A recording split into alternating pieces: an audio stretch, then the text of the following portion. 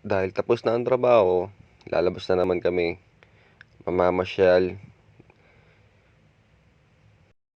magpapahangin, makatikim man lang ng sariwang hangin sa labas.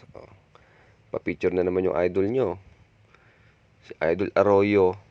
Ito nga pala yung barko namin. Napakaliwanag at ang laki, napakahaba. Yan, picture muna daw. Tinititigan nila yung motor, Vespa. Yan. Gusto nilang bilhin pero hindi nila mauuwi. Tamang sayaw na naman tong isa na to. Yan, ganyan lang ang gawain namin dito paglalabas. Hahanap na mabibilan ng alak, tas iinom. Si Idol, sumayaw na rin pati yung tindero. Si Boss Toyo, si Boss Leo. Gara ng mga kwintas, ang kakapal eh. Lakad-lakad lang muna dito sa park. Walang tao, konti lang ang tao dito. Yan, kami lang yung mga galing sa barko at yung mga pabalik ng barko. Lalakad lang dito, safe lang maglakad. Lakad ka lang ng lakad dito. Siguro mga 15 to 20 minutes bago kami makarating doon sa tindahan. Simula doon sa barko. Yan. Kaya madalas gabi na kami lumalabas.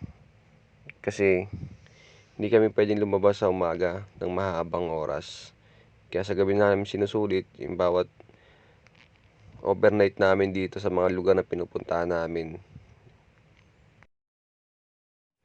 Ang pinagkaiba ng umaga sa gabi, sa umaga kasi marami kang makikita.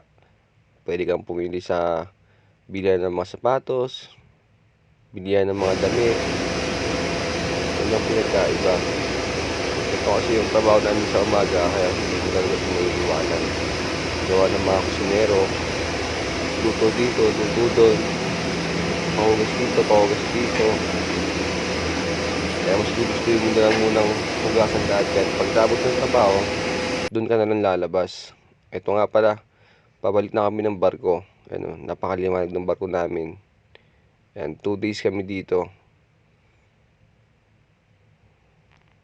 Yung mga ibang crew lumalabas na rin. Kasi nga, out na rin sila.